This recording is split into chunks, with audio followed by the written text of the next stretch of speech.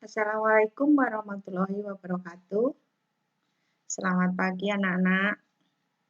Alhamdulillah, kita hari ini ketemu lagi untuk materi atau mata pelajaran teknologi perkantoran. Gimana anak-anak, sudah siap kan? Nah, tapi jangan lupa ya, terlebih dahulu mengisi daftar hadir yang ada di Google Classroom. Ya, jangan lupa, jangan sampai tidak mengisi. Hari ini adalah pertemuan yang kedua ya. Ini adalah video yang kedua. Nah, apa yang akan kita pelajari anak-anak hari ini? Nah, setelah kemarin kalian kan Ibu minta itu untuk menjawab pengetahuan kalian tentang apa sih teknologi perkantoran itu kalau dari sudut pandang pikiran kalian ya. Kira-kira apa? Nah, nanti silahkan dicocokkan dengan materi kali ini. Jadi materi kali ini masih bersifat teori anak-anak tentang pengetahuan teknologi perkantoran. Kenapa kok kita harus mempelajari itu? Karena kalian adalah kompetensi kaliannya adalah otomatisasi dan tata kelola perkantoran. Jadi wajib tahu ini hukumnya ya. Jadi apa itu teknologi perkantoran? Seperti apa? Bagaimana? Nah, mudah-mudahan dengan video kali ini kalian bisa mulai sedikit demi sedikit mulai ada gambaran ya. Saya dulu ngambil teknologi apa itu namanya OTKP itu arahnya kemana nanti sedikit demi sedikit kamu akan mulai paham. Nah, jadi materi kita pada video kali ini adalah pengetahuan teknologi perkantoran. Ini masih teori anak-anak, masih awal sekali ya. Jadi masih untuk membuka mindset kalian.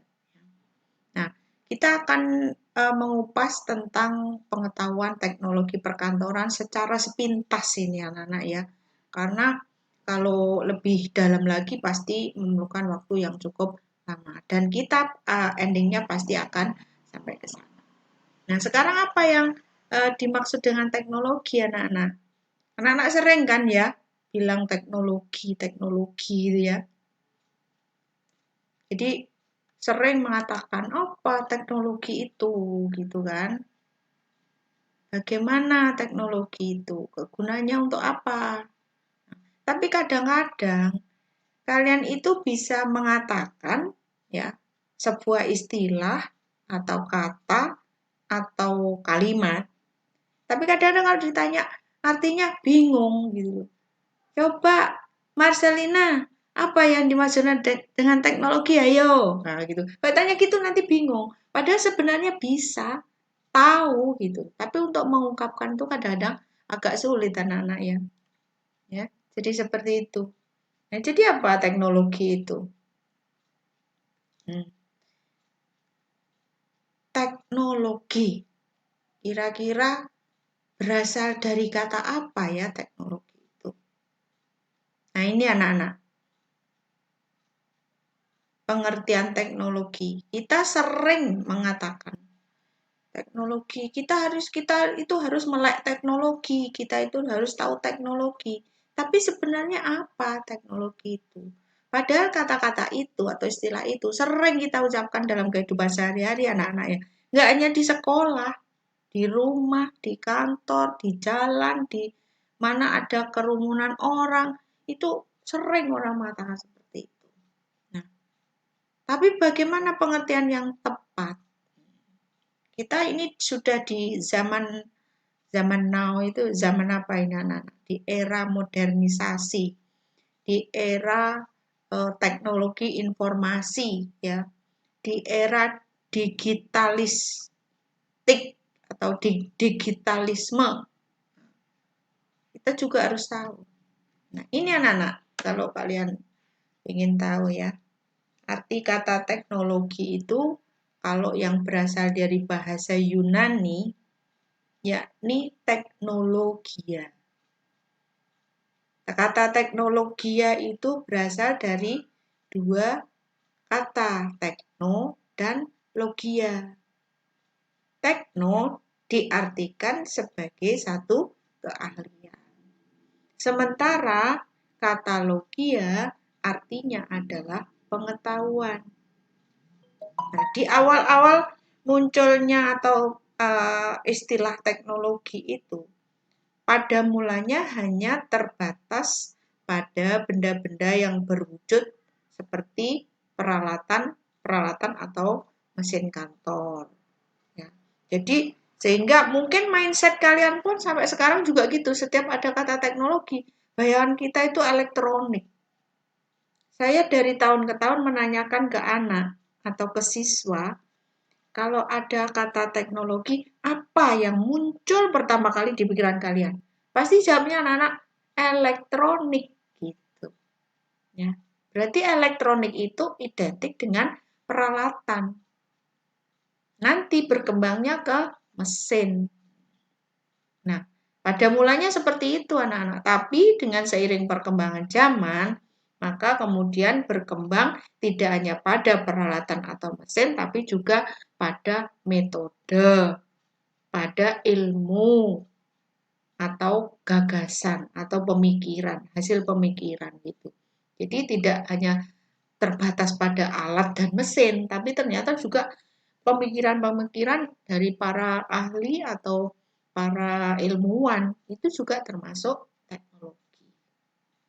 Karena nantinya akan diterapkan dalam kehidupan manusia sehari-hari. Ada juga anak-anak ini yang mengatakan bahwa teknologi berasal dari kata tekne dan logos. Tekne sendiri artinya keterampilan dan logos artinya ilmu. Jadi jika digabungkan tekne logos menjadi teknologi artinya ilmu yang mempelajari keterampilan. Nah itu anak-anak. Jadi kita sering tidak tahu ya anak-anak, kita itu sering ngomong tapi sering tidak paham. Jadi bisa ngomong tapi tidak paham artinya. Nah sekarang setelah ini kita bahas, maka kalian akan menjadi tahu. Betul kan ya? Oke, next. Berikutnya adalah masih pengertian teknologi. Tapi ini yang kita lihat dari sudut pandang para ahli maupun dari pengertian menurut Kamus Besar Bahasa Indonesia atau KBBI, Kamus Besar Bahasa Indonesia. Nah, secara umum di sini dikatakan bahwa pengertian teknologi adalah sebuah alat, mesin, cara, proses, kegiatan, ataupun gagasan yang dibuat untuk mempermudah aktivitas manusia dalam kehidupan sehari-hari. Jadi, sama seperti yang di awal tadi, ternyata alat, mesin. Manfaat teknologi dibuat hanya untuk memudahkan kehidupan manusia menjadi lebih baik dan lebih mudah. Itu secara garis besar anak-anak. Intisarinya seperti itu. Jadi pada esensinya adalah teknologi itu dibuat untuk memudahkan kehidupan manusia. Sehingga akan menjadi lebih baik dan lebih mudah. Teknologi juga dapat diartikan sebagai ilmu pengetahuan yang mempelajari tentang keterampilan dalam menciptakan dan juga ini anak-anak ya, tidak hanya menciptakan saja tapi dan juga menciptakan dan menggunakan alat. Menciptakan dan menggunakan alat atau mengoperasikan alat. Metode pengolahan dan ekstraksi benda untuk membantu menyelesaikan berbagai macam permasalahan dan pekerjaan manusia sehari-hari. Nah, anak-anak tahu nggak kalau dihitung pekerjaan manusia sehari-hari itu berapa banyak coba? Coba dihitung. Apa saja? Mulai sejak kalian bangun tidur sampai kalian menjelang tidur kembali. Nah, berapa macam itu? Sebutkan satu persatu secara detail. Banyak kan ya? Nah, itu. Apalagi kalau di kantor, di perusahaan, di negara. Kalian bisa bayangkan dalam sehari itu berapa ratus ribu pekerjaan. yang harus dilakukan oleh manusia sehari-hari itu. Nah, oleh karena itu harus ada alat bantunya. Apa? Teknologi. Jadi seperti itu anak-anak ya. Berikutnya ini adalah pengertian teknologi menurut para ahli. Para ahli itu adalah pakar-pakar atau ilmuwan di bidangnya. Tentunya kalau ini tentang teknologi pasti juga para ahli dan pakar atau ilmuwan yang berkecimpung di dalam dunia atau bidang teknologi. Banyak anak-anak ini artinya ya, tapi tidak Ibu sebutkan semuanya ini. Karena kalau disebutkan semuanya ini 2 hari 2 malam nggak habis ini anak-anak. Dia hanya Ibu ambil yang pokok-pokok yang dekat dengan mapel teknologi perkantoran aja. Jadi yang dekat gitu. Nanti kalau terlalu banyak, kamu terlalu banyak melihat, nanti banyak lupanya. Iya kan? Nah, jadi kita ambil yang yang sangat dekat dengan mata pelajaran kita. Yang pertama ini ada menurut para ahli namanya M. Mariono. Ini kalian bisa baca sendiri. Teknologi itu pengembangan dan penerapan berbagai peralatan atau sistem untuk menyelesaikan persoalan-persoalan yang dihadapi manusia dalam kehidupan sehari-hari. Itu menurut M. Mariono. Ada lagi menurut Radband. Ini juga ada. Juga ini masih mencakup tentang alat, mesin, peralatan, perlengkapan, senjata, dan seterusnya. Ada lagi nih, menurut Joyo Hadikusumo. Juga sama, ya, bidang yang berkaitan erat dengan ilmu pengetahuan dan ilmu teknik atau rekayasa. Ada lagi pengertian menurut Purbahawaja Harahap. Ini juga gitu. Ada lagi anak-anak ini. Banyak sekali para ilmuwan itu mendefinisikan tentang pemahaman atau pengertian tentang teknologi. Tapi pada intinya dari semua yang Ibu ungkapkan ini hampir sama, hampir mirip-mirip itu anak-anak ya. Pasti menyangkut tentang alat, menyangkut tentang mesin, menyangkut tentang pekerjaan manusia tentunya. Nah itu anak-anak sekilas tentang pengertian kata teknologi. Ada juga yang mengatakan teknos dan logos. Sama, teknos itu teknik, logos ilmu. Berarti apa? Ilmu yang pelajari tentang teknik. Teknik apa? Teknik dalam menyelesaikan pekerjaan. Tentunya alat bantunya ya alat-alat atau mesin. Sama aja, ujungnya seperti itu ya.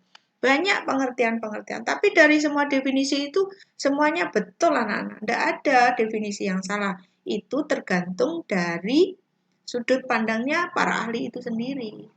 Sesuai dengan penerapannya di dalam dunia kerja. Gitu anak-anak ya. Oke, sampai di sini sudah ada bayangan belum? Tentunya sudah ya. Harus sudah mulai terbuka. Kita lanjutkan lagi anak-anak.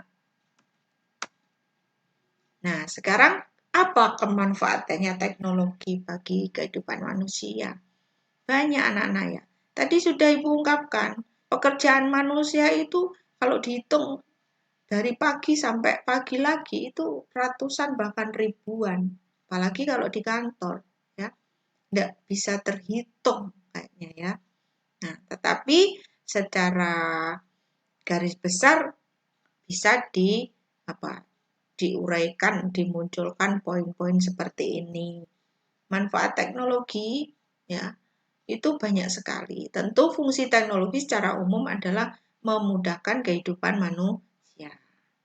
Namun ada juga fungsi dan manfaat turunan lainnya. Nah, diantaranya ini anak-anak. 1. Memudahkan manusia dalam kehidupan sehari-hari. Zaman sekarang anak-anak, saya, kalian, kita, semuanya apa-apa itu pengennya yang mudah. Coba kalian nonton TV aja. Nggak mau kalau mau nyetel TV itu dari dekat, tekan tombolnya cetek itu, nggak mau. Tapi harus menggunakan apa? Remote control. Itu tandanya manusia bahwa nggak ingin sulit gitu ya. Mau masak, kalau dulu ribet, harus nyalakan api di tungku, cari kayu, ngidupin ngidupin api dan sebagainya. Sekarang ada Magicom, mau masak nasi ya, cuci beras, masukkan, dicetek, no, mateng gitu anak-anak ya. Iya kan? Nah, jadi pengennya manusia itu semuanya mudah. Nah, jadi manfaatnya itu memudahkan manusia dalam kehidupan sehari-hari. Di mana saja. Di rumah, di sekolah, di kantor, di negara. Nah, yang kedua, mempermudah akses informasi dengan cepat. Coba anak-anak, ini misalnya, Bu, Ibu enggak kasih materi ini. Saya suruh aja kamu cari di internet. Dalam waktu 30 menit selesai dah. Gitu kan? Tapi mungkin bedanya kalau ini saya berikan secara seperti ini, kalian bisa memahami ini makna-maknanya, kemudian urainya lebih detailnya seperti itu. Mungkin lebih bisa dipahami dari sekedar membaca di internet. Jadi semuanya serba cepat anak-anak sekarang ya. Kamu beli makanan, pinginnya ya cepat. Kalau bisa itu jangan pakai lama. GPL, GPS, gak pakai lama, gak pakai suwe. Iya kan? Pasti suka yang cepat. Makanan cepat saji, ya kan? Makanan cepat antar. Nah, itu kan hasil dari kemanfaatannya teknologi bagi umat manusia. Jadi mempermudah akses informasi dengan cepat. Jadi kalau kita butuh informasi tertentu, apa saja, saat ini juga, itu bisa kita dapatkan dengan bantuan teknologi tentunya. Kemudian berikutnya adalah membantu proses komunikasi antar manusia, meskipun terpisah jarak yang jauh. Jadi kalian nih, saya, kamu, atau kita, itu bisa berkomunikasi meskipun jaraknya cukup jauh. Jadi kita bisa berkomunikasi dengan siapa saja, kapan saja, di mana saja.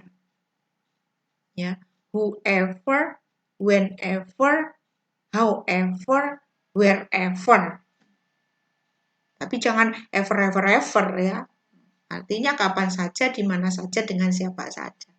Kamu sekarang misalnya pengen komunikasi dengan orang di luar negeri, kalau kamu punya kenalan, punya tetangga, atau punya orang tua yang bekerja di luar negeri. Saat ini juga kalian bisa berkomunikasi. Jadi tidak hanya secara lokal, regional, nasional, tapi juga internasional. Kamu mau misalnya malam ini mau nelpon Presiden Amerika, bisa juga itu. Di belahan bumi yang berbeda, ya kan? Nah, ini adalah dari manfaatnya teknologi seperti ini, anak-anak. Kemudian juga mempermudah sistem keuangan dan pembayaran secara digital. Nah, sekarang apa-apa digital. Ya, bayar listrik digital, bisa dengan secara online. Bayar pajak rumah, pajak kendaraan, pajak bumi bangunan, bayar telepon, tagihan telepon, bayar rekening air, bayar pajak kendaraan bermotor, bayar angsuran, cicilan. Nah, semuanya kita bisa lakukan hanya dengan teknologi, anak-anak. Jadi kamu nggak mau bayar, datang kantor pos, ke bank, nggak perlu sekarang. Dari rumah cukup bermodalkan ini, nah semuanya bisa dilakukan. Betul enggak? Mantap enggak? Mantap dong. Nah itu. Manfaatnya berikutnya adalah menyediakan alat bantu bagi dunia medis dan kedokteran. Ini anak-anak, ini yang berkaitan dengan dunia medis, dunia kedokteran. Jadi banyak alat-alat bantu yang berbasiskan teknologi. Misalnya kalau kalian pernah lihat orang di rumah sakit, terus di ruang ICU, nah di ruang ICU, itu kan ada orang sakit yang badannya ditempel-tempel kabel-kabel, hidungnya dan sebagainya, terus dihubungkan dengan alat. Nah, itu juga termasuk dari pemanfaatan teknologi untuk mengukur detak jantung, untuk mengukur nafas kita, untuk mengukur kandungan lemak dalam badan kita. Itu semuanya juga berdasarkan berhasil dari manfaatnya teknologi itu. Jadi pemanfaatan teknologi. Bagaimana cara meramu obat, bagaimana cara mengukur penggunaan obat, semuanya ada ya. Jadi ini juga karena adanya teknologi bisa dilakukan sehingga semua komposisinya serba pas. Ada pacu jantung, ada untuk mendeteksi ini kadar gula dalam darah, misalnya kolesterol, asam urat, dan sebagainya. Untuk orang-orang yang sudah merasakan linu-linu itu juga bisa dideteksi karena adanya berkat manfaat teknologi. Kemudian juga meningkatkan kualitas pendidikan secara umum. Artinya apa anak-anak? Sekolah itu tidak hanya bersifat formal atau resmi di sekolahan, tapi bisa juga sekolah itu di luar sekolahan. Artinya sekolah itu di masyarakat. Sehingga kita bisa menimba ilmu itu tidak hanya di dalam sekolah, tapi juga dalam kehidupan masyarakat sehari-hari. Bisa melihat informasi, misalnya kalau ibu-ibu nih tidak ngerti bagaimana mendidik anak. Nah, kita bisa melihat tutorial, kita bisa melihat acara di TV, kita bisa melihat acara yang ditayangkan di YouTube dan sebagainya. Sehingga meskipun mungkin tidak melalui pendidikan formal di sekolah, maka masyarakat itu dengan sendirinya akan semakin pinter dengan melihat tayangan-tayangan yang ada. Baca di majalah, baca di koran, baca di buku, baca di tabloid, lihat TV, baca internet. Nah, itu akhirnya makin pinter. Kan sekarang banyak orang yang pinter meskipun mungkin tidak melalui pendidikan di sekolah. Kemudian yang berikutnya adalah mempercepat akses transportasi jarak jauh. Dulu anak-anak zaman kerajaan, kalau mau berkunjung ke kerajaan lain, itu tidak ada kendaraan anak-anak. Jalan kaki.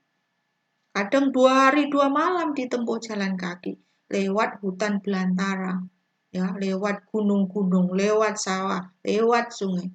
Nah, terus alat bantunya atau yang bisa bantu mungkin hanya kuda atau sapi atau kerbau yang bisa dinaiki gitu anak-anak.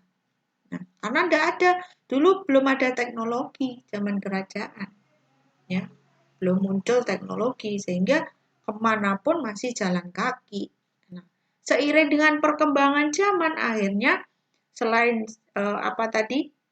kuda, kerbau, sapi, kemudian berkembang lagi ada sepeda tradisional atau sering kita sebut sepeda ontel. Itu pun juga sudah ada teknologinya.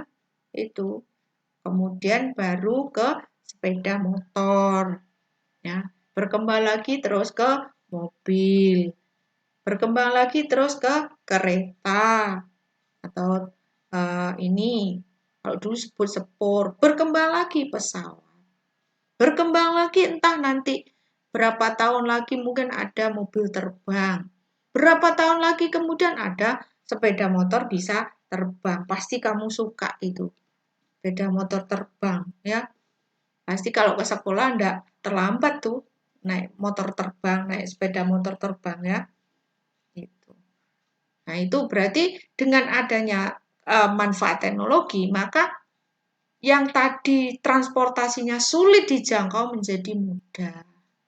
Yang dulunya jauh menjadi dekat. Yang dulunya lambat menjadi cepat dan seterusnya.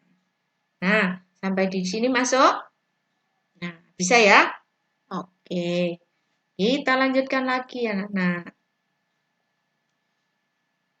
Nah, sekarang kita lanjutkan jenis-jenisnya. Jenis-jenis teknologi.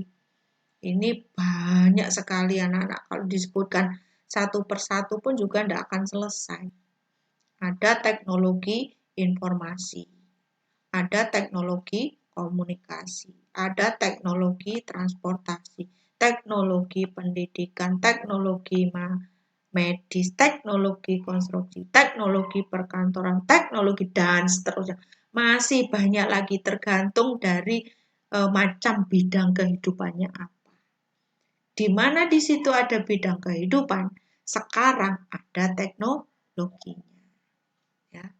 Jadi kamu bisa melihat apapun yang belum pernah kamu lihat dengan bantuan teknologi.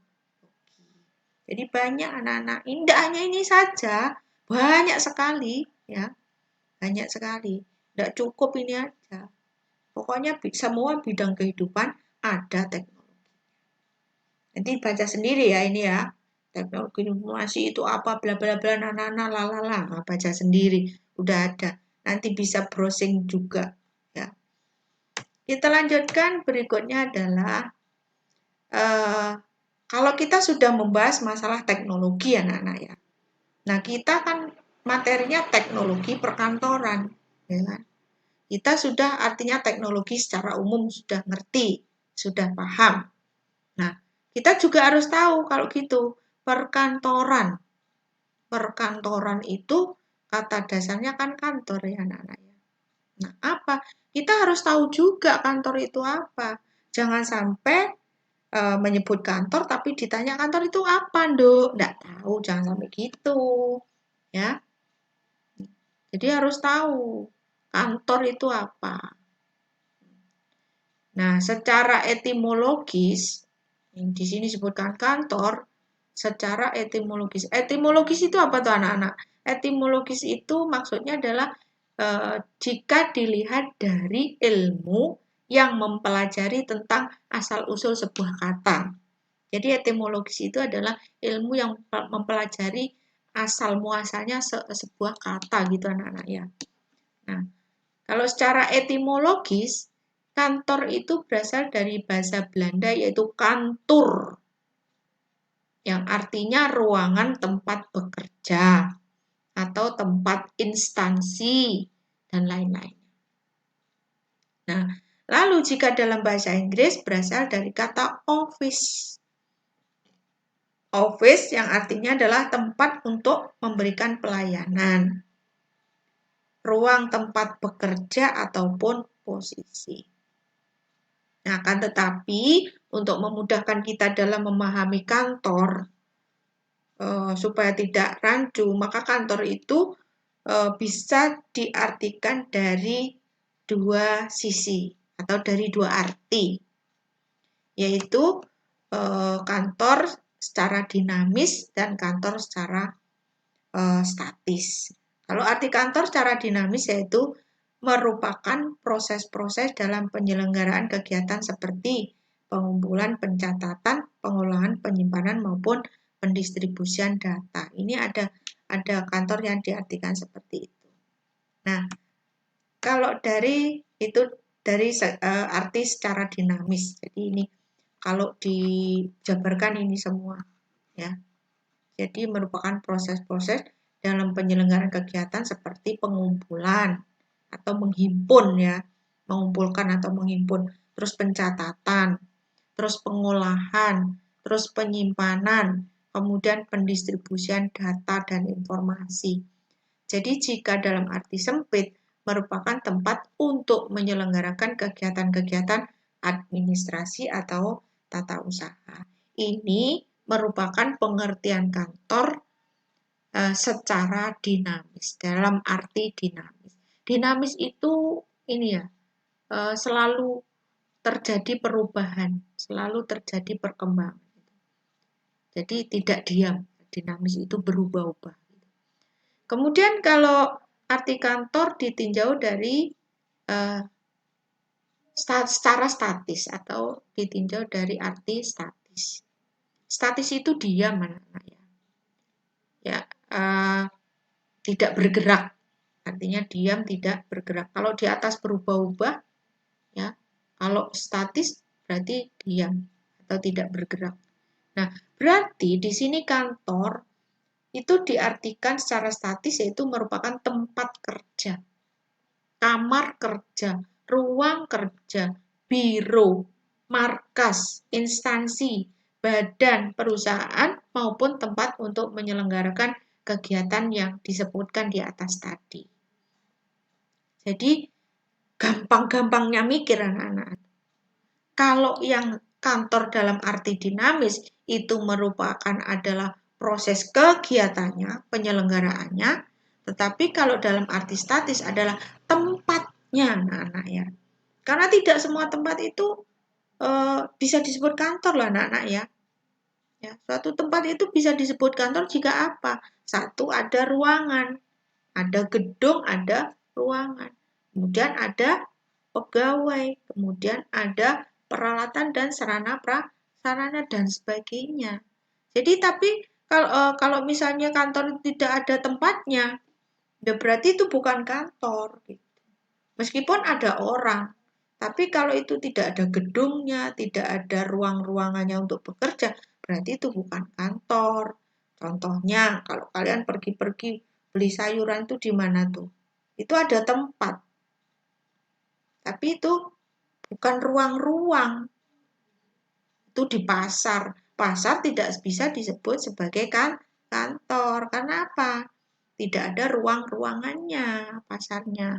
Kan kadang-kadang di pinggir jalan, di trotoar, ya kan? Nah, kayak di pasar kita itu ada yang di situ. Nah, itu. Jadi itulah sudut pandang pengertian kantor dari dari arti dinamis dan arti statis. Dinamis itu berubah-ubah, bergerak. Kalau secara statis itu adalah diam, tidak berubah atau tidak bergerak. Nah, di sini disebutkan dari penjelasan di atas, jadi kantor dapat diartikan sebagai bagian organisasi yang menjadi pusat bagi kegiatan administrasi dan pengendalian kegiatan pengolahan data atau informasi. Nah, itu anak-anak baru namanya kantor. Nanti mungkin di materi berikutnya akan lebih jelas lagi kantor itu seperti apa. Kita lanjutkan. Nah, sekarang perkantoran. Kalau tadi kantor, sekarang perkantoran. Berasal dari kata dasar kantor, kemudian ditambah awalan per, menjadi perkantoran. Jadi apa perkantoran itu?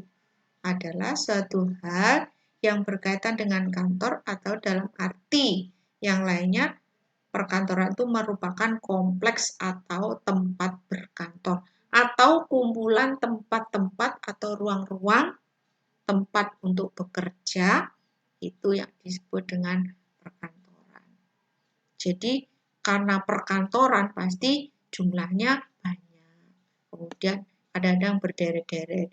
Kantor pajak, kantor kecamatan, kantor, nah itu. Berarti wilayah itu disebut area perkantoran.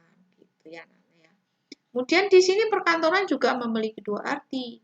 Perkantoran yang berasal dari kata dasar kantor, itu sebuah homonim yang artinya memiliki ejaan dan pelafalan yang sama tetapi maknanya berbeda. Yang kedua, perkantoran dalam arti kelas nomina atau kata benda. Jadi kantor itu kan karena berupa gedung atau ruangan kan berarti kata benda kan ya anak-anak ya. Nah, jadi perkantoran di sini berarti dalam arti nomina atau kata benda, sehingga perkantoran dapat menyatakan nama diri seseorang, tempat, atau semua benda dan segala yang dibendakan. Nah, itu anak-anak. Ini pengertian perkantoran. Jadi sudah ada tadi teknologi sudah, kantor sudah, perkantoran juga sudah. Nah, gimana anak-anak? Sampai di sini? Nah, jelas kan? Nah, pasti, insya Allah jelas ya. Nanti kalau nggak jelas bisa ditanyakan. Oke, bisa kita lanjutkan? Oke, kita lanjutkan ya. Nanti sedikit lagi nih anak-anak ya. Sedikit lagi selesai. Nah, ini jadi kalau digabungkan anak-anak ya. Tadi teknologi sudah, kantor sudah, perkantoran sudah. Jadi kalau digabungkan, ya, teknologi perkantoran itu didefinisikan adalah teknologi yang diaplikasikan dalam kegiatan perkantoran, yaitu yang digunakan untuk mencatat, menghimpun, mengolah, memperbanyak atau menggandakan, mengirim, menyimpan bahan-bahan keterangan secara efisien dengan menggunakan alat-alat dan mesin-mesin kantor. Jadi secara keseluruhan tadi, kalau disimpulkan menjadi satu, ini anak-anak teknologi perkantoran. Ya. Udah jelas ya. Anak-anak ini kamu catat apa enggak ini? Gak catat boleh juga ya. Tapi sering-sering dibuka. Nanti kalau mau ulangan, buka ini aja. Ya, sambil juga membaca buku yang sudah kalian pinjam. Ya.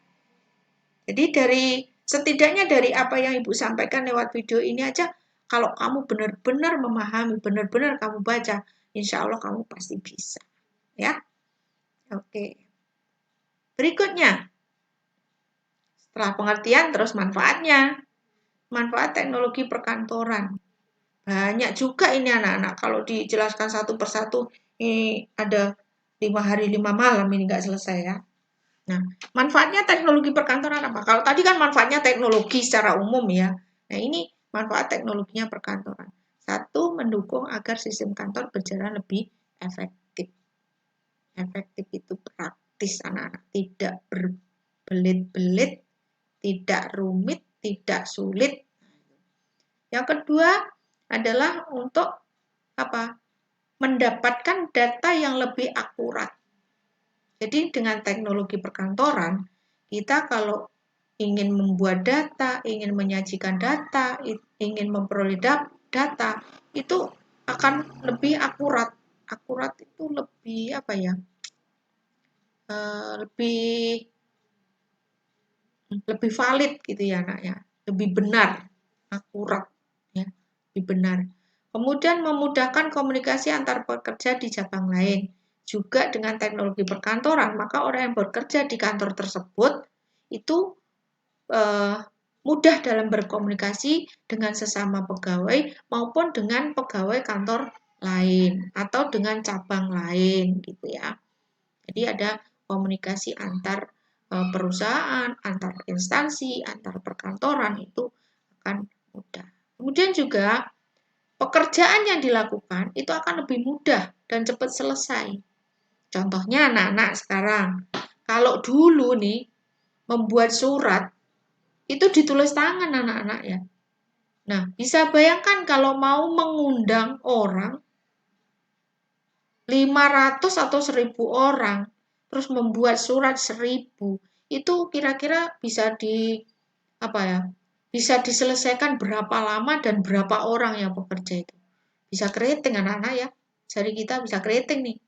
Nah, tapi dengan hadirnya teknologi, tepatnya dengan bantuan komputer, maka cukup membuat satu surat, terus dikopi atau dicetak sebanyak yang kita inginkan dalam waktu singkat. Nah, bisa itu.